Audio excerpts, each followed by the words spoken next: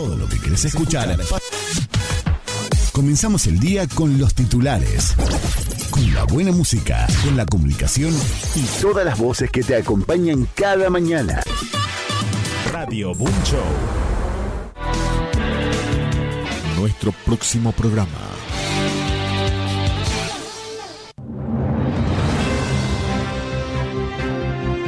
Conectamos con el mundo. Estas son las noticias. Panorama de noticias.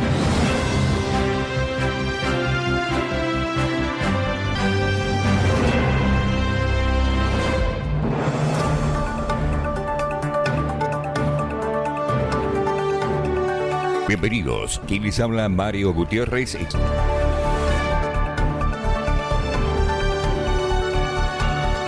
Principales titulares. Córdoba. Detuvieron a Soledad Andriani, expareja de Claudio Barredier y dueña del Forca.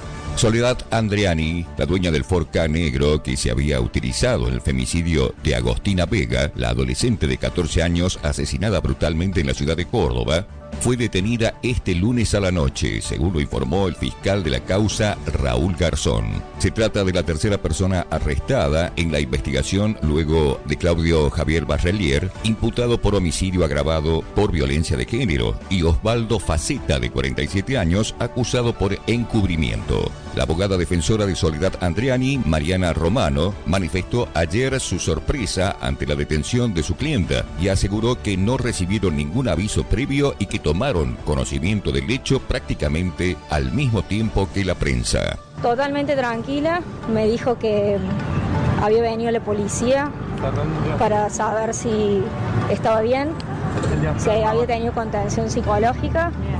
Estuvieron ayer también para ofrecerle contención psicológica. Me llamó la atención, incluso lo conversé con algunos periodistas que le dijeron si se podía buscar algún lugar, irse por unos días. ¿Quién le dijo eso? De parte de homicidios de acá de Jefatura.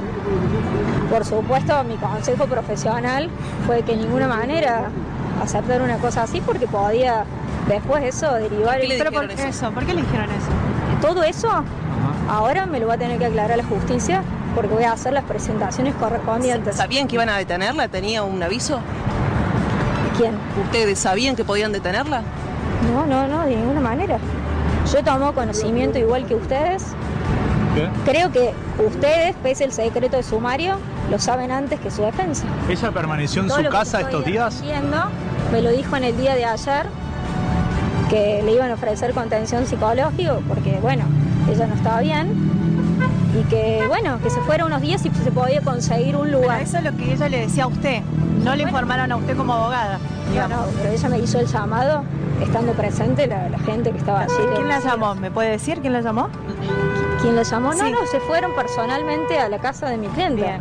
Y hoy también, y estuve en conversación con ella hasta 5 minutos antes que la detengan. Doctora, ¿usted plantea que ella fue engañada por Barrelier? No, yo no planteo absolutamente nada hasta que ahora no vea las pruebas, que me las van a tener que poner a disposición, como por supuesto en cualquier proceso. Vamos a ver de qué se le imputa y haremos las presentaciones correspondientes en una causa que está absolutamente controvertida, emparentada con el poder político y que por supuesto se ve que el calamor público, entiendo, llegó a esta situación. Así ¿Ella esperaba esta detención? No, ella no la esperaba. ¿Cuáles serían las primeras sospechas que Todo están lo contra que Soledad? ella dijo y refirió, lo hizo públicamente, de forma libre, y luego se le volvió a receptar declaración cuando ella se manifestó ante la prensa. ¿Cuál sería el encubrimiento que le otorgan? Desconozco porque tengo que acceder a la causa. Internacionales. Terremoto en Filipinas, 37 muertos y 20.000 personas desplazadas tras el sismo. Los equipos de rescate están trabajando en la búsqueda de sobrevivientes entre los escombros de los edificios colapsados en el sur de Filipinas, tras un sismo de magnitud 7,8 que dejó al menos 37 víctimas fatales y forzó el desplazamiento de más de 20.000 personas. La mañana del día lunes, el sismo sacudió la región y aunque solo 4 personas se encuentran oficialmente desaparecidas, la Oficina de la Defensa Civil ha indicado que se deben realizar inspecciones exhaustivas en las estructuras dañadas para determinar si hay más víctimas. El epicentro del terremoto se localizó frente a las costas de Mindanao, la segunda isla más poblada del país, resultando en cerca de 500 heridos. La mayoría de los desplazados han buscado refugio en centros de emergencia. Muchos de los evacuados abandonaron sus hogares por temor a un posible tsunami, aunque solo se registraron olas de hasta 1,40 m en algunas áreas costeras y el daño por tsunami fue mínimo, afectando a unas pocas chozas en una aldea cercana. Fútbol. ¿Peligra el inicio del Mundial? México en alerta por la tormenta tropical Boris. La tormenta tropical Boris se formó este lunes y anticipa la llegada de lluvias intensas, así como el riesgo de inundaciones y deslaves en diversas áreas del sur de México, según el informe del Centro Nacional de Huracanes de los Estados Unidos. El fenómeno se registra a 3 días del inicio del Mundial. Este centro meteorológico, con sede en Miami, en la Florida, precisó que las tormentas se encuentran en aproximadamente 135 kilómetros al sudeste de Acapulco y a unos 80 kilómetros al suroeste de Punta Maldonado. El gobierno mexicano alerta a 6 estados por la formación de la tormenta tropical Boris. Es la segunda tormenta tropical en la temporada 2026 que amenaza con lluvias torrenciales.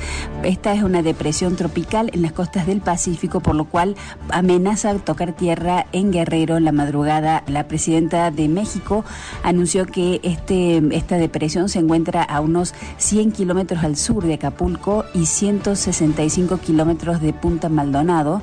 La tormenta tocará las costas de Guerrero y generará lluvias de hasta 350 mililitros de los normales que caen en esta zona. Todas las Guerrero y los otros estados costeros del Pacífico ya han sido puestos en alerta ante este efecto natural que ya se esperaba desde hacía unos días. Buenos Aires. Encontraron muerto a un directivo de una empresa vinculada a Martín Menem.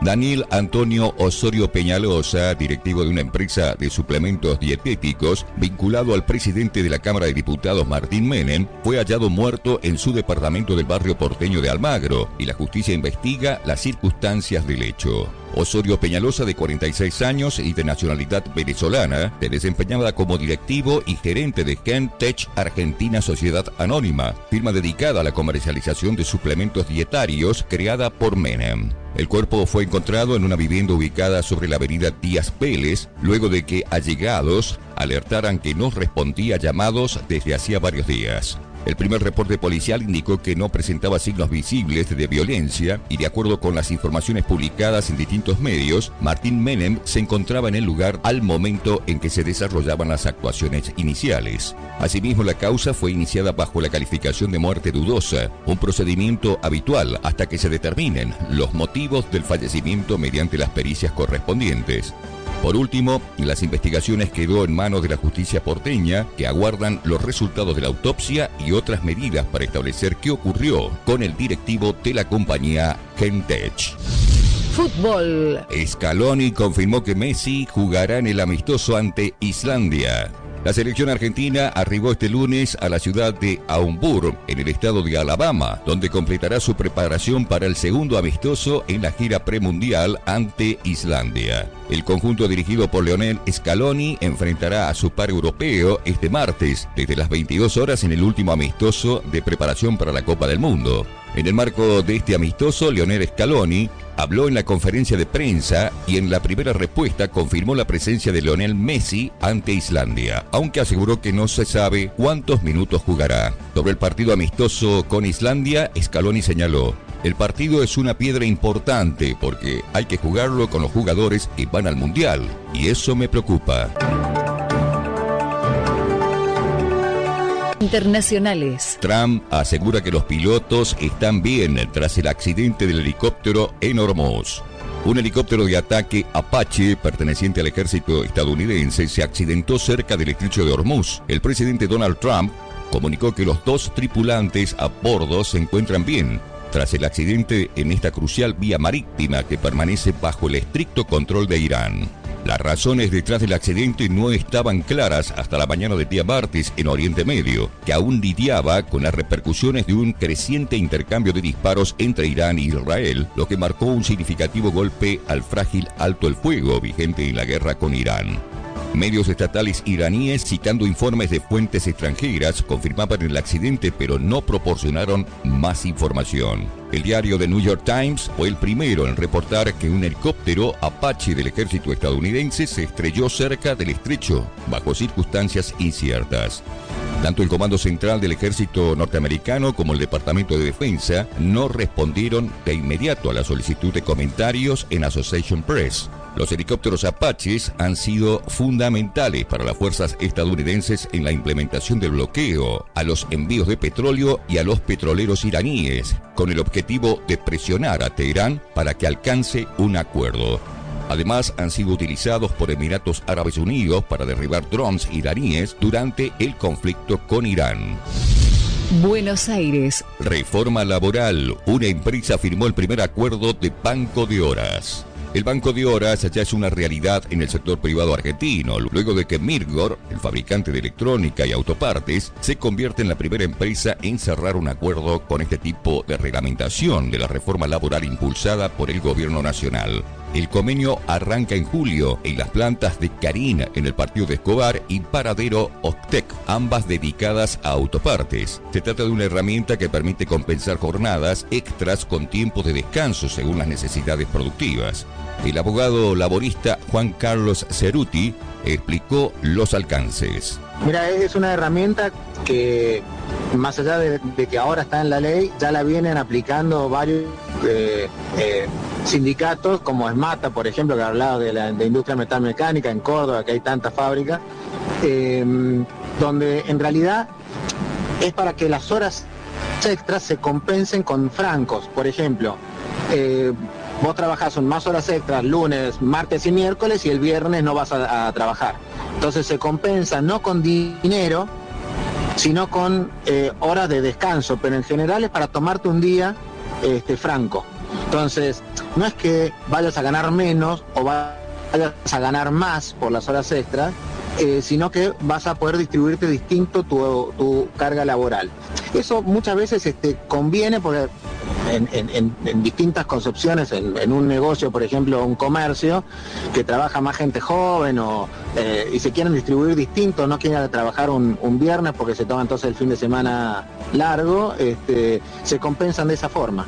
Y es algo muy novedoso porque ahora está legislado y muy interesante. Pero, por ejemplo, bueno, con el tema nuevo de los convenios colectivos, para volver a discutir todos los convenios colectivos ahora, ahí capaz que deberían de incorporarse nuevas formas de trabajo en los distintos tipos de tareas, en los distintos sindicatos. Es una gran oportunidad esta posibilidad de volver a discutir los creo que son 180 convenios colectivos que vienen del 75 sin reformas, ¿no? La cuota solidaria sigue estando, la que pagan quienes se afilian a un sindicato siguen estando, y quien la retiene es el empleador. Queda un poco la discusión, una sacarla y otra quién la retenía.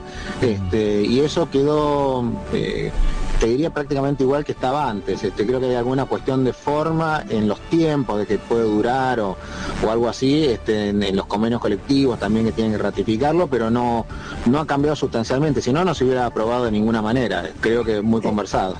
En vez de por ejemplo, si vos tenías que hacer horas extras, se tenía que pagar la hora extra, pero a su vez venir el viernes también, que a lo mejor el viernes no había laburo para hacer.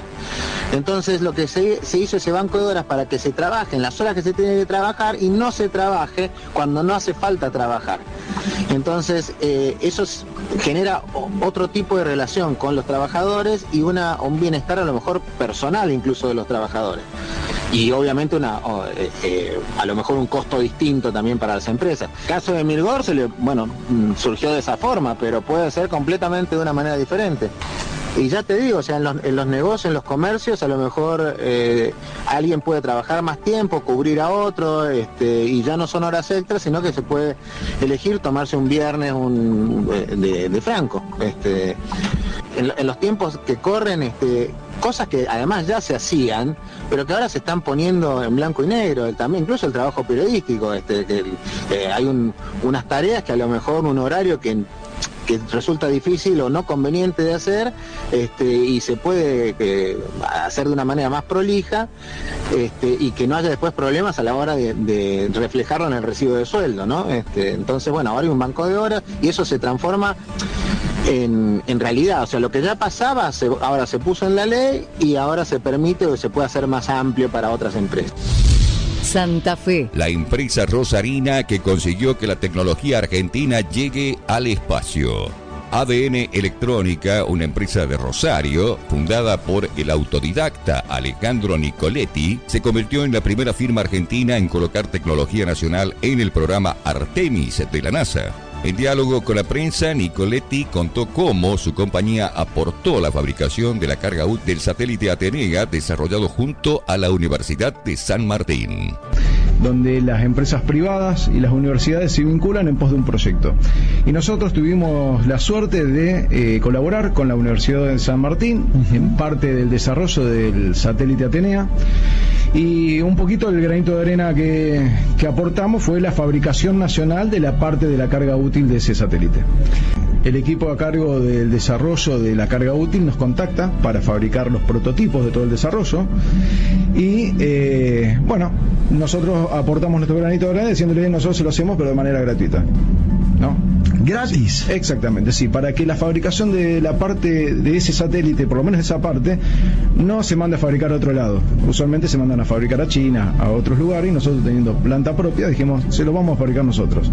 Y de ahí hubo una relación muy amena con la universidad, por eso firmamos un contrato, un convenio de colaboración, donde ellos van a colocar ingeniería, nosotros ponemos la fabricación y la comercialización en pos de proyectos que tampoco tienen que ver solamente con lo aeroespacial, ¿no? Y de esos desarrollos, cuando se comercialicen, la universidad va a recibir su parte, como si fuésemos una sociedad entre la universidad y la empresa privada. Nos convocaron de la NASA por medio de la Universidad de San Martín y la CONAE ya para participar del Artemis 3 y del Artemis 4. Interesa el Artemis 4 porque es el que va a lunizar. Tenemos que colocar una carga útil, un satélite, como el que fue la Atenea, similar con, bueno, una carga útil que haga algún tipo de ensayos. Estos tipos de satélites son para ensayar tecnología, no quedan en órbita. Igual que la Atenea estuvo 20 horas y después se desintegró en la atmósfera. Bueno, ahora tenemos una segunda oportunidad para colocar más tecnología, validar los procesos productivos nuestros y la ingeniería de la UNSAN, como de otras universidades que también participan de ese satélite. Internacionales. Buscan construir un túnel submarino bajo el estrecho de Magallanes. El gobierno regional de Magallanes, en Chile, impulsa un proyecto para construir un túnel submarino bajo el estrecho de Magallanes para establecer una conexión permanente con Tierra del Fuego en la Argentina, eliminando la dependencia de barcazas que operan en el sector de primera angostura. La iniciativa es promovida por el gobernador Jorge Flies y prevé una obra de aproximadamente 3,7 kilómetros entre Punta Delgada y Bahía Azul, el punto de menor distancia entre ambas costas. Actualmente, unas 2.150 personas y cerca de 600 vehículos realizan el cruce diariamente, pero las condiciones climáticas generan demoras, suspensiones y complicaciones logísticas. El proyecto de crear un túnel submarino no es nuevo, pero nunca progresó debido a su alto costo. Estaba estimado originalmente en unos 1.500 millones de dólares. Ahora, nuevas evaluaciones técnicas realizadas por especialistas internacionales redujeron significativamente esa cifra, según declaraciones de Flies en el Diario Financiero de Chile. En este sentido, empresas noruegas especializadas en este tipo de infraestructuras estiman que la obra podría ejecutarse por alrededor de 500 millones de dólares y podría avanzarse mediante esquemas de financiamiento mixto o concesiones privadas.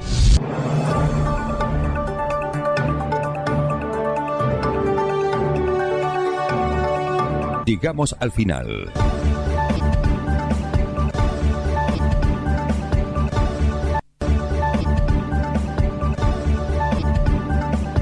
Los invitamos para nuestro próximo informativo.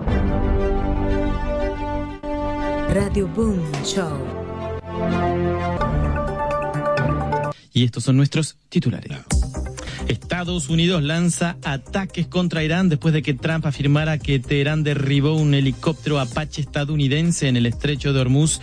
La ofensiva profundiza las dudas sobre un acuerdo de paz que ponga fin al conflicto en la región.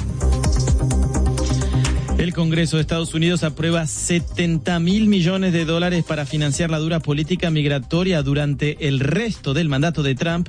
La reñida votación con 214 votos a favor y 202 en contra permite que el dinero llegue prácticamente sin restricciones.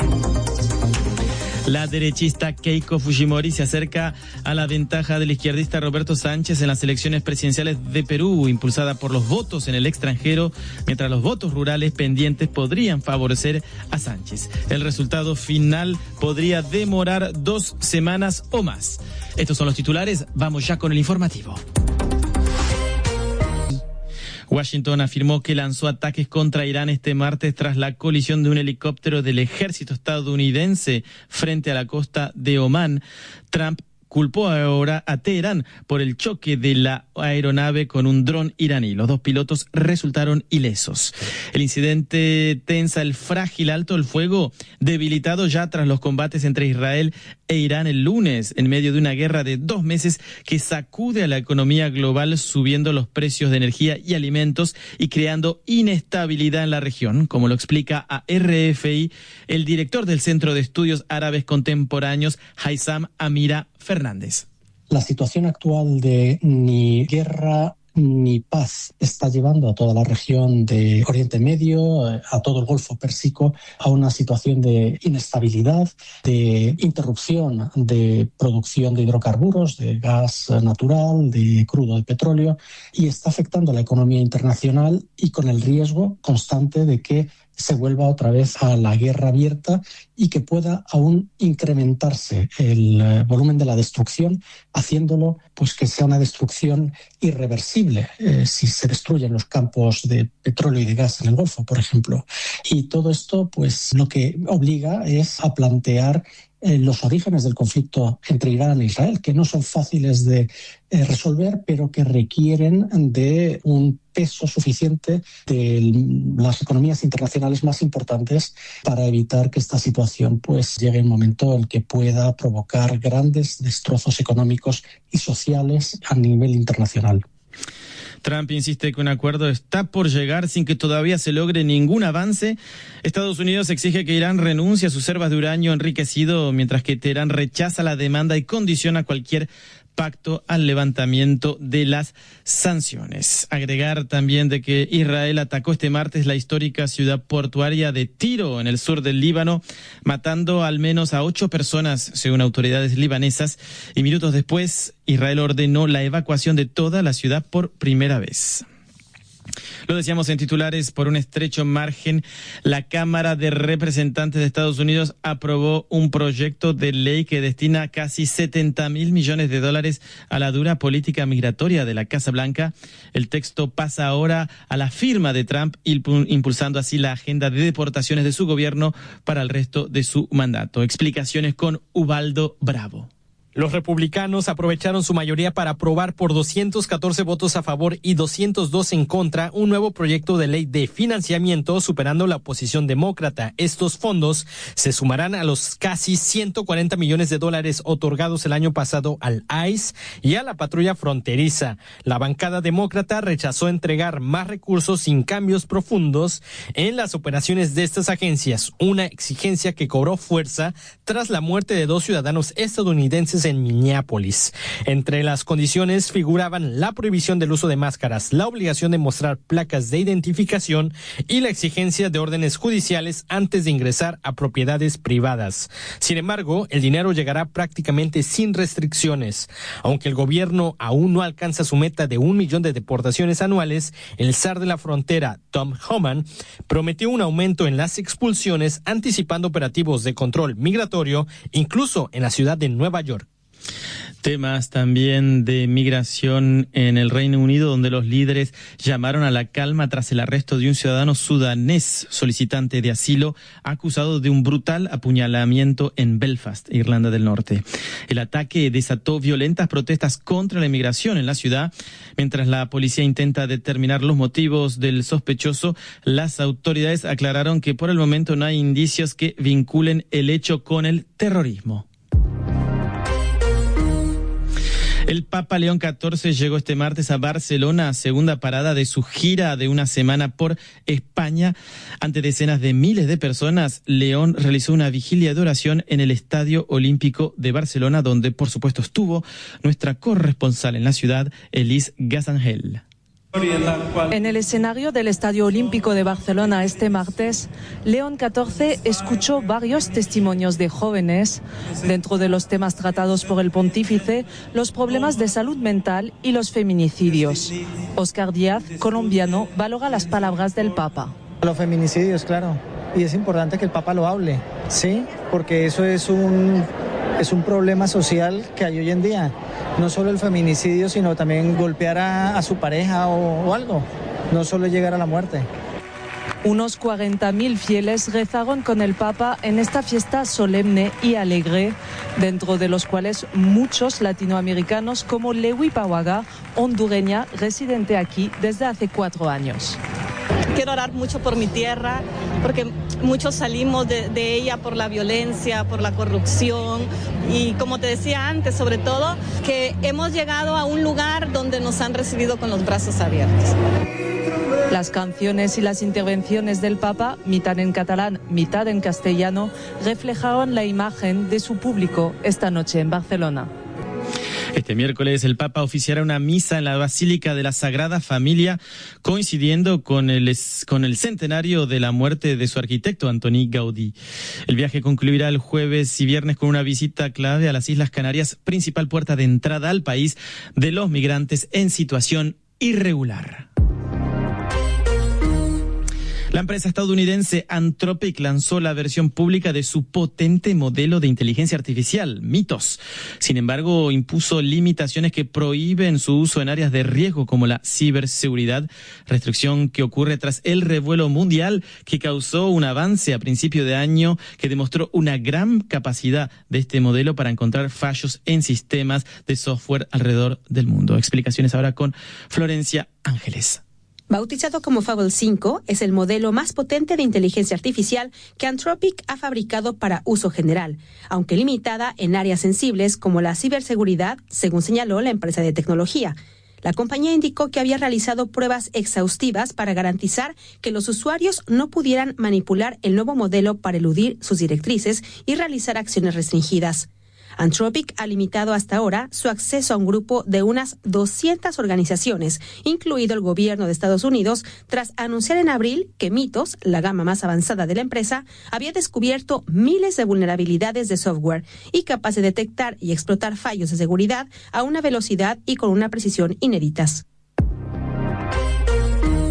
Lo decíamos en titulares, la diferencia entre los candidatos presidenciales de Perú se redujo a menos de 20.000 votos este martes, con el 96% del escrutinio completado. Las cifras oficiales otorgan al izquierdista Roberto Sánchez el 50,055% de los sufragios frente al 49,94% de Keiko Fujimori. Todos los partidos, autoridades y observadores señalaron que la principal irregularidad es la lentitud de la elección y del escrutinio. Escuchamos al jefe de la delegación del Parlamento Europeo, Davor Ivo Estier. En particular, nos preocupa la lentitud del proceso electoral en la proclamación de los resultados, que lejos de ser garantista crea un clima de mayor desconfianza e inquietud en la población. Esto es algo que se puede mejorar y que creemos que el informe final de la misión observadora incluirá en sus recomendaciones. El lento avance responde a una ley que exige trasladar cada acta física a oficinas regionales para su conteo y los votos emitidos en 63 países deben ser enviados a la capital Lima. El Jurado Nacional de Elecciones, la máxima autoridad electoral, ha indicado que los resultados se conocerán en un mes. Vamos a Bolivia, donde manifestantes que exigen la renuncia del presidente Rodrigo Paz se enfrentaron el lunes con la policía en Cochabamba. Los disturbios estallaron luego de que el mandatario promulgara una ley que facilita la intervención militar en las protestas que sacuden al país desde hace 5 semanas. El gobierno acusa al expresidente Evo Morales de promover estas movilizaciones. Así respondía en la radio Causachuncoca este martes el exmandatario boliviano. Por tierra, aire, tienen que atacar, ataquen. ¿Cuántos muertos habrá? Su responsabilidad. Porque lo que digo ayer, Rodrigo Paz, amenazar a Evo Morales, amenazar al trópico de Cochabamba. Cualquier muerto, herido, de su responsabilidad del presidente Rodrigo Paz. Y que tome en cuenta la comunidad internacional. Porque amenazó a la región y a los movimientos sociales. Pero la participación de militares en las protestas es una medida cuestionada porque falta capacitación y los medios necesarios, según explica al micrófono de Ubaldo Bravo el politólogo de la Universidad Gabriel René Moreno de Santa Cruz, José Orlando. Aquí ya el desafío es la capacidad táctica de las Fuerzas Armadas y la policía para poder hacer sus movimientos, cómo desplegarse ante la resistencia que haya en determinados puntos donde hay grupos armados. Y aquí la gran cuestión es que estos grupos armados posiblemente estén financiados por el narcotráfico. Efectivamente, existen todavía demandas sociales, eso no queda ninguna duda, pero sobre esto se han aprovechado los grupos radicalizados y grupos que no necesariamente buscan eso. Aquí la situación, por lo urgente, por lo inmediato, aquí hay dudas con respecto a que la fuerza pública, ya sea militares o policías, tengan la efectividad necesaria para no exagerar con la violencia y tener más precisión en cuanto a quiénes va a detener, a quiénes va a castigar, con quiénes va a ser permisivo y a quienes va a dejar que sigan con su vida tranquila, ¿no? Eso es también lo que no sabemos cómo va a ser la consecuencia después de que, si es que se decreta el estado de excepción. Los manifestantes exigen la renuncia de Paz a solo 7 meses de asumir el cargo. Su elección el año pasado terminó con casi 2 décadas de gobierno del Movimiento al Socialismo, el partido fundado y liderado por Evo Morales. Quien también está en aprietos es el gobierno del ultraderechista José Antonio Kast, que reconoció este martes que Chile no alcanzará el equilibrio fiscal prometido, estimando que terminará su mandato con un déficit del 1,5% del PIB. En apenas 3 meses de gobierno, Kast recortó el presupuesto de los ministerios y ajustó drásticamente el fondo de combustibles, encareciendo el costo de la vida. En paralelo, el Ejecutivo debate ahora en el Congreso una mega reforma para impulsar el crecimiento mediante la rebaja de impuestos a las empresas. Vamos a Venezuela, donde el ministro del Interior, Diosdado Cabello, rechazó cualquier diálogo con la oposición. Esto a 5 meses de la captura de Nicolás Maduro por parte de Estados Unidos. El gobierno de Delcy descartó también una transición democrática que era una prioridad en su momento, pero hoy no lo es ni para el gobierno de Caracas ni tampoco para los Estados Unidos, como lo señala el informe de Ubaldo Bravo. A finales de mayo, María Corina Machado y varios opositores venezolanos firmaron en Panamá una hoja de ruta para negociar el proceso electoral con la mandataria interina de Venezuela, Delcy Rodríguez, la tercera fase que Donald Trump planteó tras la captura y extracción de Nicolás Maduro.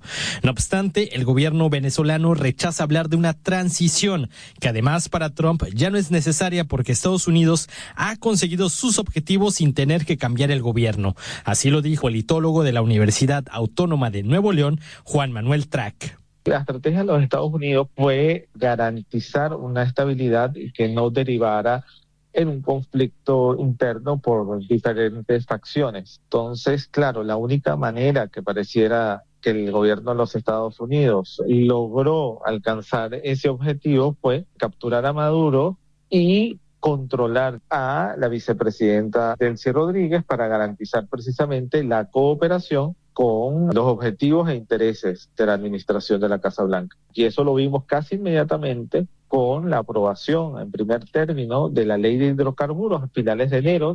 Ni siquiera habían pasado 4 semanas de la extracción de Maduro cuando se hizo la reforma que permitía la participación de las empresas norteamericanas y las inversiones extranjeras en el negocio petrolero venezolano. Estados Unidos, que en 2024 apoyó a María Corina Machado, hoy le da la espalda. Sí, o sea, la administración de Trump no necesita de un gobierno opositor y de hecho considera que un gobierno de la oposición no tendría las herramientas para garantizar la gobernabilidad para el cumplimiento de los intereses de los Estados Unidos. Entonces María Corina Machado no aparece en los planes ni de Marco Rubio ni del presidente Donald Trump, evidentemente, aun cuando ella trate de mostrarse como indispensable, pues no lo es. A pesar de ello, María Corina Machado continúa liderando la oposición en Venezuela. Hay una oposición simbólica, vamos a llamar así, representada por Manuel Rosales, Enrique Capriles Radowski, pero es minúscula. Son personas que no cuentan con la simpatía del electorado y sigue siendo Machado la persona, la líder del país que tiene mayor apoyo en las encuestas con 55% según la encuesta de Atlas Intel. Era Juan Manuel Trac, politólogo de la Universidad Autónoma de Nuevo León, en México. Hasta aquí el resumen diario de noticias.